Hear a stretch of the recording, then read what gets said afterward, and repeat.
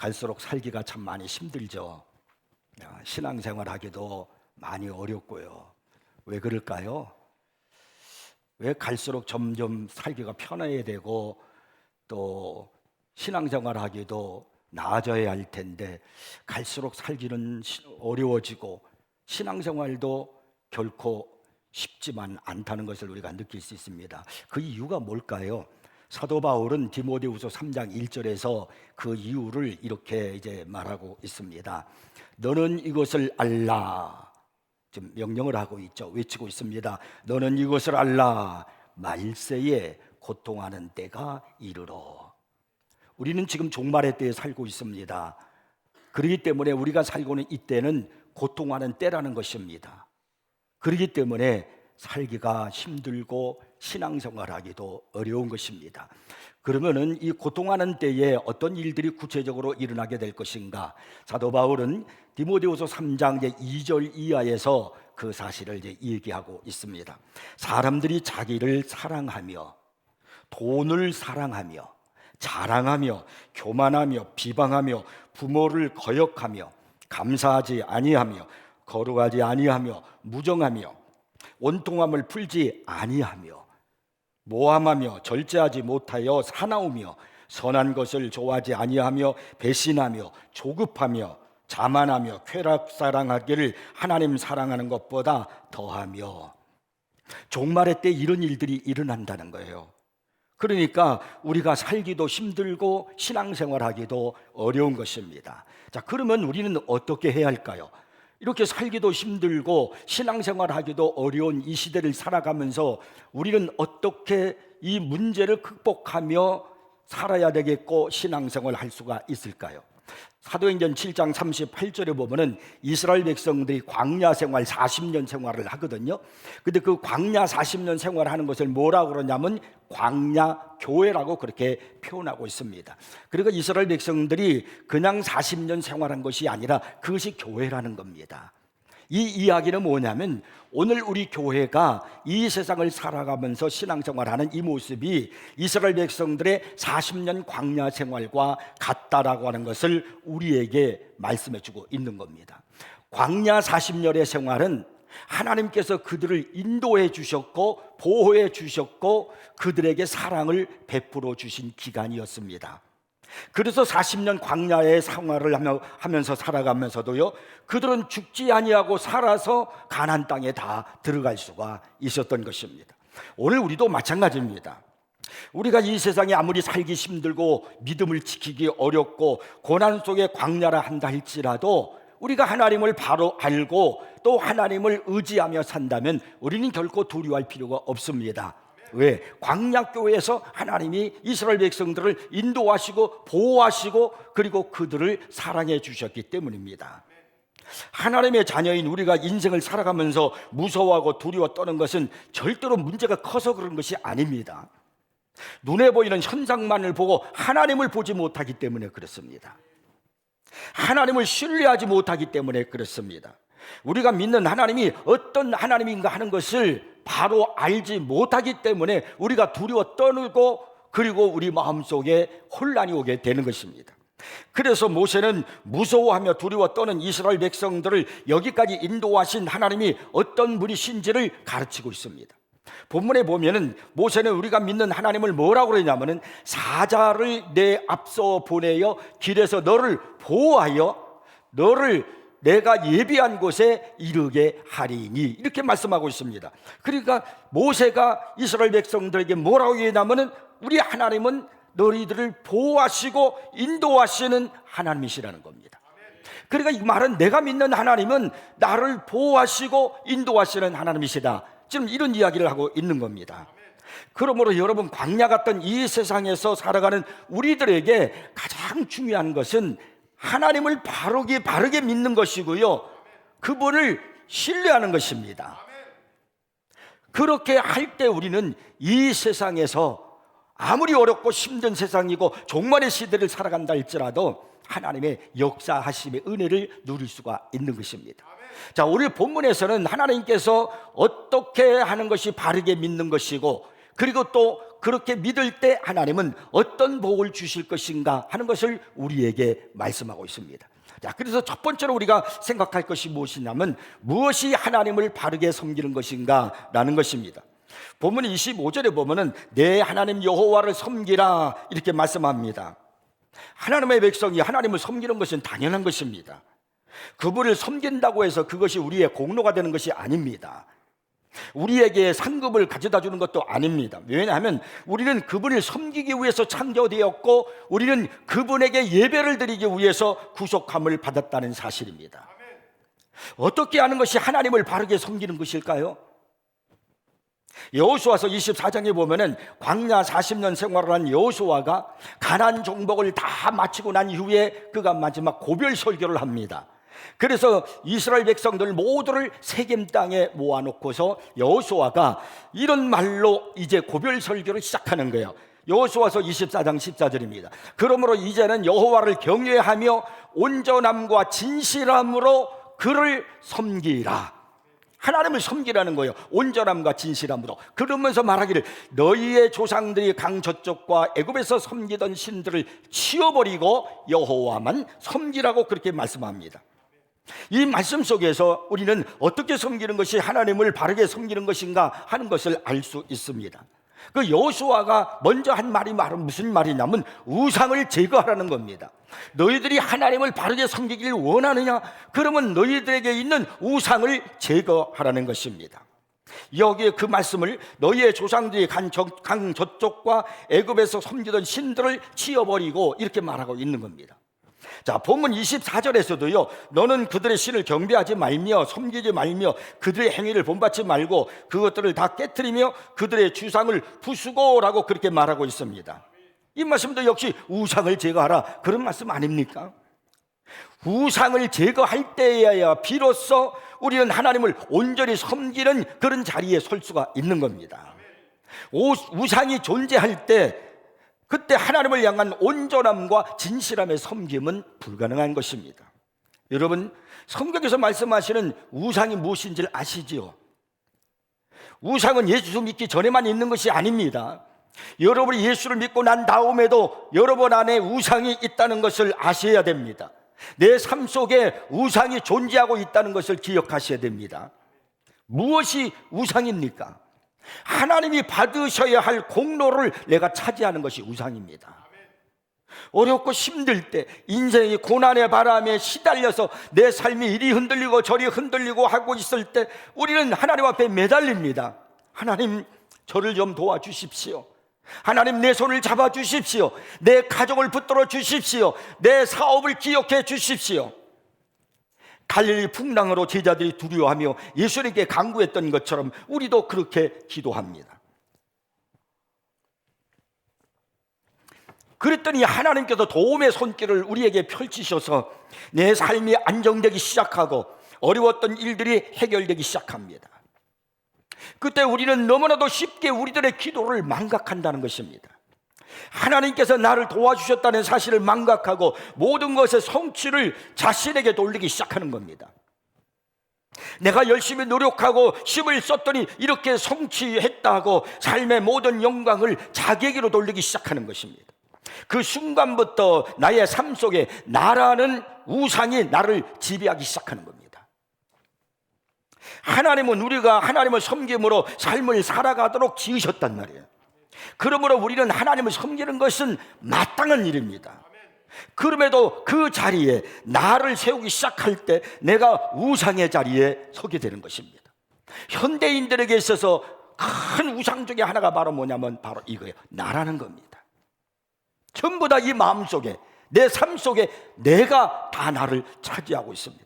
나의 삶의 자리의 주인이 예수 그리스도가 아니라 내가 되어 있단 말입니다. 그 옛날 유다 왕 여호사밧이 어려움을 당했을 때 하나님을 바라보면서 오직 주만 바라보나이다 라고 했던 것처럼요, 우리는 오늘 오직 주님만이 나의 하나님이십니다 라고 고백할 수 있는 우리들이 되어야 합니다. 또한 주님을 바라보고 주님을 의지해야 되는데도 주님이 주신 것에 의지하고 사랑하게 되는 것, 그것이 바로 우리들의 또 우상이란 말입니다. 그리스도인들에게 있어서, 아니 현대인들에게 있어서 가장 큰 우상이 뭐냐면 만몬입니다. 이게 무슨 말이냐면 돈이란 말입니다. 성경은 돈에 대한 위험성을 얼마나 많이 경고하고 있는지 모릅니다. 예수님은 마태복음 6장 24절에서요, 한 사람이 두 주인을 섬기지 못할 것이니 혹 이를 미워하고 저를 사랑하거나 혹 이를 중히 여기고 저를 경히 여김이라.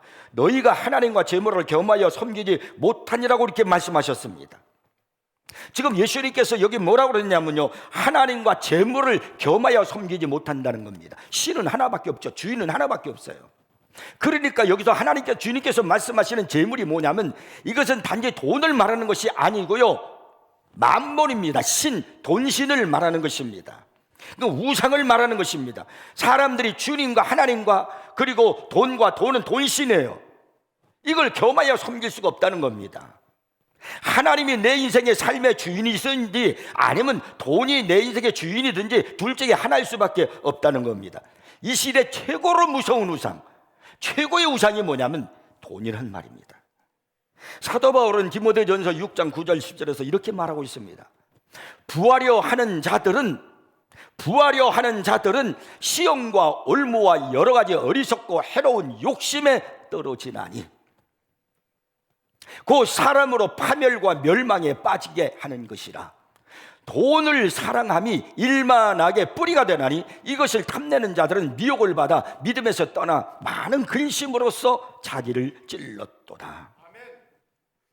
돈을 사랑하게 되면요, 파멸에 이르게 되고요, 그리고 그 돈 때문에 결국은 일만하게 뿌리가 되게 되고 자기에게 근심으로 자기를 찔르게 된다는 거예요. 근심거리가 많아진다는 겁니다. 오늘 우리는 돈을 자기의 최고의 신으로 여기고 있지 않는가 한번 생각해 보십시오. 주님만을 섬긴다고 하면서도 실제로는 돈을 최고로 여기고 있는 사람들이 얼마나 많은가요? 오늘 하나님은 여러분의 마음을 지어보고 계십니다. 여러분, 하나님을 섬김에 있어서 우상이 얼마나 무서운 유혹이라는 사실을 잊지 마셔야 됩니다. 이스라엘 백성들이 그렇게도 원하는 가나안 땅에, 적과 꿀이 흐르는 가나안 땅에 들어가서도 여전히 우상에 대한 집요한 그 욕심을 버리지 못했다는 사실은 오늘 우리에게 무엇을 말해주고 있는 것일까요? 예수 믿는 신앙생활을 하면서도 버리기 어려운 것이 우상이라는 사실을 우리에게 알려주고 있는 겁니다. 여러분, 우상이라는 것은 어떤 형상을 만들어고 그 앞에 절하는 것만이 아닙니다. 부족을 내 품속에 품고 그 부족을 믿고 있는 것만이 우상이 아닙니다. 점치러 가는 것만이 우상이 아닙니다. 우리 그리스도인들에게 성경에서 말씀하시는 우상이 뭐냐면, 하나님과 나 사이에 아무것도 없어야 되는데 찾아와서 가로막고 있는 모든 것이 바로 우상이에요. 하나님만 바라봐야 하는 순수한 시선을, 나의 시선을 빼앗고 있는 모든 것, 그것도 우상입니다. 하나님을 더 사랑해야 되는데 내 사랑하는 마음을 빼앗기는 것, 그것도 우상입니다. 여러분의 삶 속에서 이런 것들이 얼마나 많아요. 이것은 곧 우리가 우상을 지금 섬기고 있다는 것을 성경에서 말씀하고 있는 겁니다. 나는 우상 숭배하지 않아? 아닙니다. 예수님은 모든 계명 중에서 첫째가 무엇이냐고 묻는 서기관에게 이렇게 말씀하셨습니다. 마가복음 12장 30절에서요, 내 마음을 다하고 목숨을 다하고 뜻을 다하고 힘을 다하여 주 너희 하나님을 사랑하라. 이렇게 신앙생활을 하라는 거예요. 이렇게 주님을 섬기라는 겁니다. 여러분, 이런 마음을 가지고 있는 것에는 어떤 다른 것도 들어올 수가 없습니다. 이것이 하나님을 바르게 섬기는 것입니다.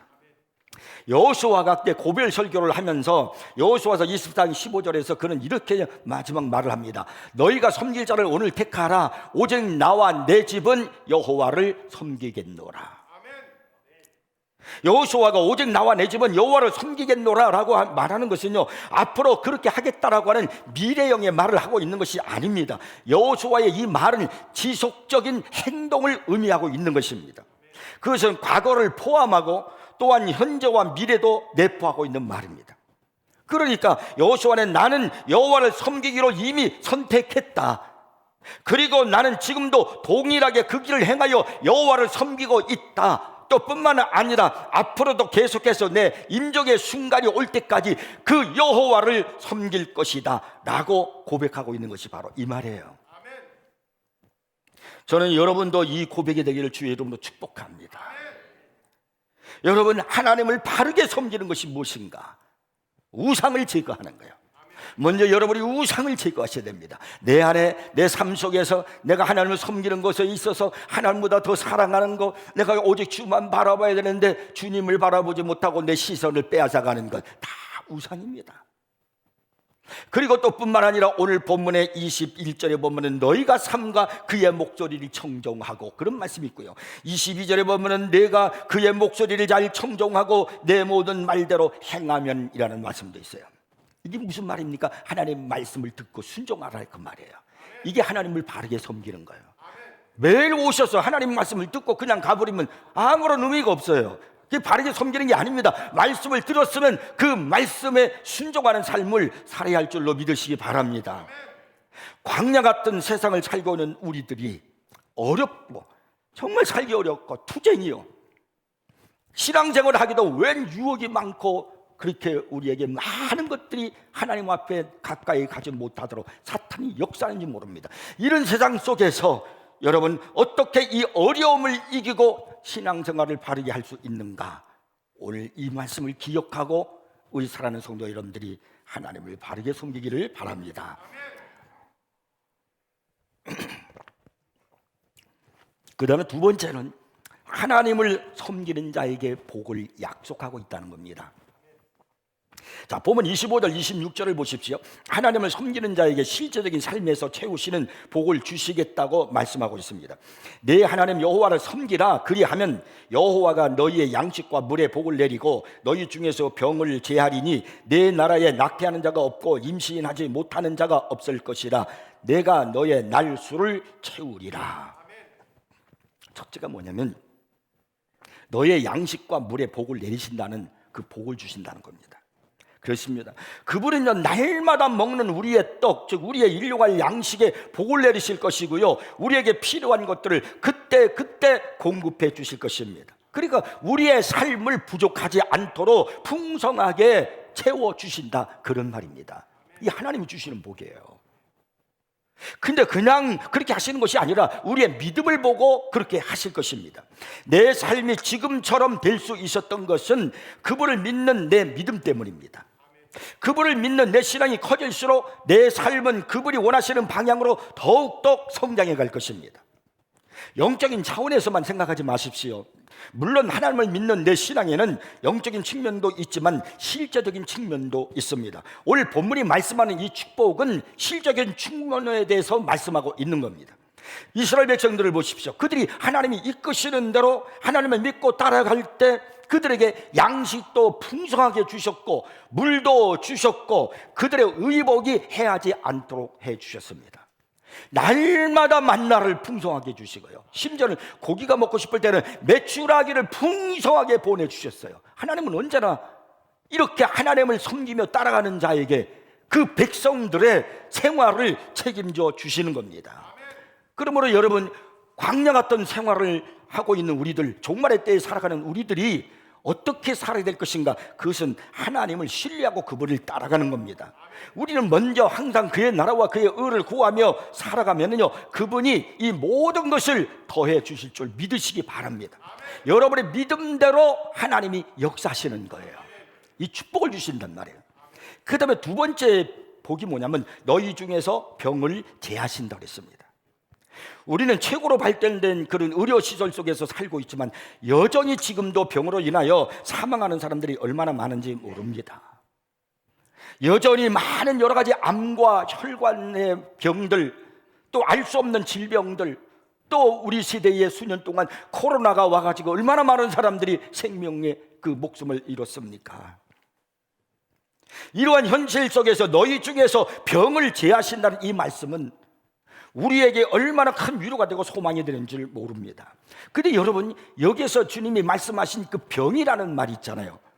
너희 중에서 병을 제하신다는데 이 병이라는 것은 단지 질병만 의미하는 것이 아닙니다. 이 히브리어 원어를 보면요, 마할라라는 그런 말 단어로 써 있는데 이것은요, 육체적인 상해를 의미하기도 하고요. 내가 살다가 보면은 팔이 부러지거나 또 다리가 내가 다치거나 또 뭐 목도 다칠 수도 있고 여러 가지 육체적인 상해를 입을 수 있잖아요. 그 육체적인 상해를 의미하기도 하고, 물론 우리 몸속에 찾아오는 질병을 의미하기도 하고, 그리고 마음의 병까지, 마음의 고통까지도 의미하는 겁니다. 그러므로 하나님께서 이스라엘 백성들에게 병을 제하신다는 의미로 말하면 뭐냐면, 너희들의 육체적인 상해도 없게 해주시고, 우리 안에 일어나는 질병도 없게 해주시고, 그리고 마음의 고통도 제거해 주신다, 그런 말이에요. 머리의 고통. 그러니까 여러분, 하나님께서 모든 그런 것들을, 아픔을 싹 제거해 주신다는 겁니다. 우리가 믿음으로 하나님 앞에 건강을 구할 때 우리 하나님께서는요, 이런 것들을 우리에게 복으로 허락하실 줄 믿습니다. 그러니까 여러분, 신앙생활을 바르게 하면은 여러분, 이런 질병들이 우리를 엄습하지 못해요. 하나님이 역사하십니다. 그러나 반면에 왜 생각지 않는 질병들이 자꾸 일어나게 되는가? 하나님을 섬기는 신앙생활에서 하나님 앞에 우리가 잘못 죄를 범하고 있기 때문에 그렇습니다. 출애굽기 15장 26절에 주님이 분명히 말씀하셨죠. 나는 너희를 치료하는 여호와임이라. 하나님 앞에 기도하십시오. 바르게 하나님을 섬기면서 하나님의 도움을 구하셔서 건강하시기를 바랍니다. 하나님을 바르게 섬기다가 치료의 은혜를 경험한 한 사람을 소개하려고 합니다. 그 유명한 A.W. 토조 목사님의 책에 나와 있는 이야기인데요, 그 교회의 교인인 패트릭이라는 사람이 있습니다. 이 사람이 얼마나 하나님을 열심히 바르게 섬겼는가 하는 걸 보십시오. 한 번은요, 교회에서 집회가 열렸을 때 이 패트릭이라는 사람이 발코니에 앉아 있었습니다. 그러다가 설교자가 설교단 앞으로 나오세요 라고 그렇게 말을 할 때, 이 사람이 설교단까지, 그 발코니에 앉아있던 데서 뛰어내려가지고 설교단까지 막 뛰어와서 무릎을 꿇었습니다. 나중에 어떤 사람이 그에게 물어봤습니다. 패트릭, 왜 설교단까지 뛰어갔습니까? 이렇게 물어봤어요. 그냥 걸어가도 되잖아요. 안 가도 되잖아요. 그랬더니 이 패트릭이 이렇게 말합니다. 설교자에게 초대의 말을 들었을 때 나는 무엇인가 잘못된 것이 있으므로 아래로 내려가 그 문제를 해결받아야 한다고 느꼈습니다. 내게 패트릭, 저기 설교단으로 내려가라 하는 음성이 들렸지만 또 다른 음성도 들렸습니다. 패트릭, 내려가지 말라는 것이었습니다.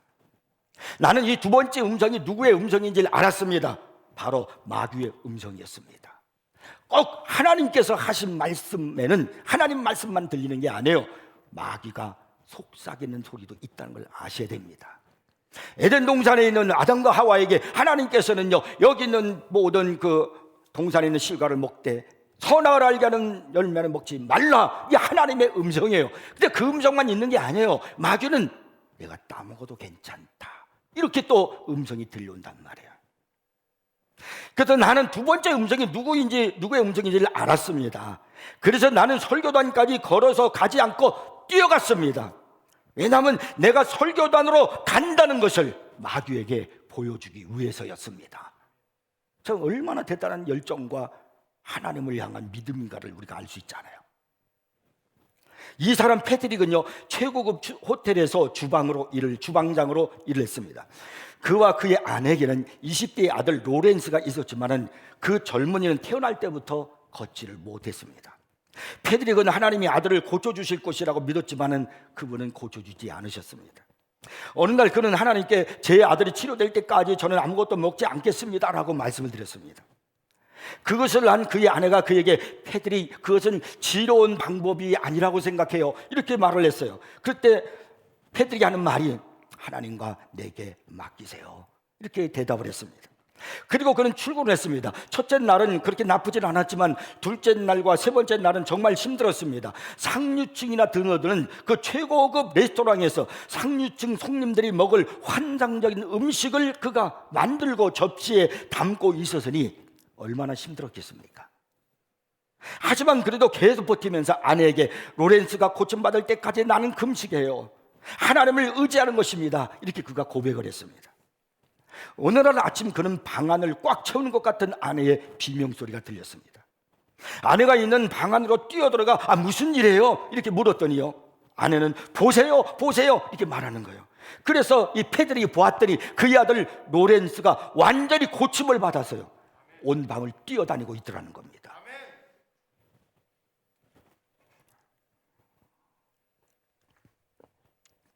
제가 지금 여러분에게 모든 사람들이 패트릭처럼 해야 한다는 것을 말하려고 하는 것은 아닙니다. 단지 저는 그 누구에게서도 도움을 받을 수 없었던 그 소박한 마음의 소유자를 위해서 하나님께서 큰 일을 행하셨다, 저는 이걸 말하고 싶은 거예요. 하나님은 지금도 그 누구를 위해서, 하나님을 의지하는 그 누구를 위해서 큰 일을 행하실 수 있다라는 것을 제가 말하고 싶은 겁니다. 하나님을 신뢰하는 자에게 하나님께서는 역사하신다라는 것을 여러분에게 들려주고 싶은 겁니다. 세상과 우상을 쫓지 않고 오직 하나님만을 섬기는 것이 인생에게 진정한 복이고, 그리고 인생을 형통하게 하는 유일한 길이라는 사실을 여러분들에게 말씀을 드리고 싶은 겁니다. 하나님은 하나님을 바르게 섬기는 자에게 병을 제거해 주십니다. 이 은혜를 하나님께로부터 받는 여러분도 되시기 바랍니다. 그 다음에 세 번째 복이 있어요. 그게 무슨 말이냐면 때이른 사망을 허락하지 않는다 그랬습니다. 오늘 본문에 보면은요, 낙태도 없게 해주신다고 그런 말씀도 있어요. 오늘날 여러분, 낙태하는 것 얼마나 그런 일들이 많습니까? 자식을 낳지 못하는, 낙태해서 어려움을 겪는 그런 사람도 많은데, 또 26절에 보면은 내가 너의 날수를 채우리라 라는 그런 말씀도 하십니다. 하나님은 때가 차지 않아 일찍 죽는 경우가 없게 하실 것이며, 당신이 정해놓으신 각각의 생명의 분량을 다 채우기까지 충분히 살도록 해 주실 것을 의미하는 겁니다. 사실 죄 아래 있는 우리 인생은 아침 안개와 같이 쉽게 사라질 수밖에 없는 연약한 존재예요. 우리 내일 일을 몰라요. 앞으로 여러분이 한 달 일을 아시겠고 1년 후의 일을 아십니까? 아니죠. 잠시 1시간 후의 일도 우리는 알 수가 없습니다. 그러나 인간의 생사를 주장하시는 우리 하나님께서는 당신을 사모하며 바르게 섬기는 인생에게 자신의 수명대로 다 사는 복을 허락해 주신다는 겁니다. 하나님이 어떤 사람에게 맡기실 일이 있어서 그 사람에게 사명을 맡기셨어요. 그런데 그 사람이 그 맡긴 사명을 다 해서 열심히 충성하며 헌신한다면 하나님은 그분을 데려가시지 않습니다. 그러니까 사명을 감당하는 사람은 때이른 사망을 허락하지 않는다는 거예요. 여러분들이 정말로 오래 살고 내 사명, 내 수명 다 해서 살기를 원하신다면 하나님 앞에 내게 맡긴 사명을 충성하며 살아가는 여러분이 되기를 바랍니다. 내가 그분의 뜻대로 사명을 다 감당해서 내 일을 끝냈을 때, 바로 그때가 내 인생이 끝나는 시점입니다. 내 삶의 각 단계에서 일어나는 모든 일은요, 하나님께서 다음 단계를 위해서 나를 준비시키고 나를 만드시기 위해서 내게 보내신 사건들입니다. 때로는 우리가 혹독한 고난을 겪게 되기도 하죠. 그 결과 우리는 그분이 이끄시는 방향으로 나아가게 되고요, 그리고 그런 사건 속에서 우리는요, 하나님을 더욱 신뢰하는 믿음의 자리에 서게 되는 겁니다. 그래서 우리 믿는 사람들에게, 하나님을 섬기는 사람들에게 있어서 비극이라는 것은 없습니다. 다 하나님의 뜻이 있는 겁니다. 물론 우리가 왜 그토록 혹독한 훈련의 시련을 겪어야 하는지 모를 수가 있습니다. 가장 큰 문제는 문제가 정말로 무엇이 문제인지를 모르는 거예요. 내가 지금 닥친 이 혹독한 시련이 아니고 내게 문제가 뭔지를 모르는 것이 문제란 말입니다. 우리는 문제들이 아닙니다. 내게 찾아온 문제가 아니라 이 문제의 해결자는 내가 섬기는 하나님이시라는 그 사실을 깨닫지 못하고 그분을 의지하지 않는 이 사실이 문제예요. 그분이 해결해 주신다 그랬거든요. 그러므로 여러분의 시선을 그분에게 초점을 맞추셔야 됩니다. 여러분이 그분의 뜻을 따라 사명을 잘 감당해 나간다면 이런 사명은 결코 일어나지 않습니다. 사랑하는 성도 여러분, 하나님을 잘 섬기십시오. 다시 말하면 그분의 말씀에 순종하시기 바랍니다. 그것이 광야 같은 이 세상에서 복을 받는 비결입니다. 하나님의 복은 언제나 그분께 순종할 때 찾아옵니다. 하나님은 자의적으로 복을 주시지 않습니다. 다만 우리를 복된 자리로 인도하실 뿐입니다. 그러므로 중요한 것은 내가 복된 자리로 인도함을 받기 때문에 그분의 말씀에 믿고 순종하면 그 복이 내게 오는 겁니다. 사람은 누구나 그가 원하는 것만큼만 거룩해지고 그가 원하는 것만큼만 성령 충만해집니다. 하나님은 그 사람의 그런 만큼만 채워주시는 겁니다. 저는 하나님께서 여러분에게 주시기 원하시는 모든 것들을 여러분이 체험을 받는 그런 은혜가 있기를 바랍니다. 그러기 위해서 하나님을 바르게 섬기십시오. 이게 지혜라니까요. 이게 능력입니다. 이 시대를 살아가는 그게 능력이에요. 저는 오늘 여러분에게 성경 한 구절을 읽어드리면서 말씀을 마치려고 합니다. 사무엘상 2장 30절 이렇게 말씀합니다. 나를 존중히 여기는 자를 내가 그 사람을 존중히 여기고 내가 멸시하는 자를 내가 경멸하리라. 기도하겠습니다.